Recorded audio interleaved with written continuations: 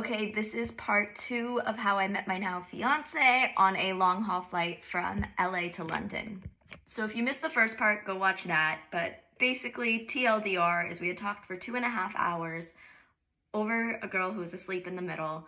And it was a red-eye flight. So at this point, like, dinner was done, drinks were done, the announcements were done going off, and it was quiet on the plane. No more noise in the cabin. I'm like, okay, that was fun.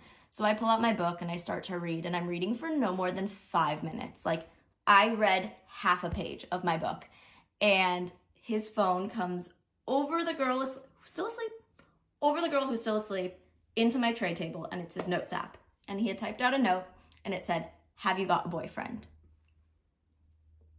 Which I responded, "No," smiley face. And I passed the phone back.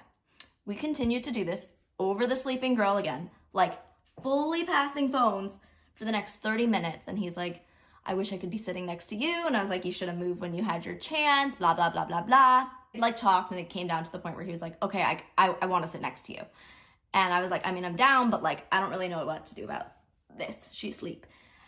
And he's like, "Well, we could like ask her, maybe we could like go stand in like the alley and talk, you know, like the part in between that separates the cabins." And I was like, "No." And I was like, "I don't want to be here for this. I'm going to go to the bathroom. And when I'm away, I don't want to be breathing down her neck. You can just be like, 'Hey, do you still want to swap seats?'" So I like do the whole like, "Sorry, I have to go to the bathroom." And I like scuttle to the back of the plane.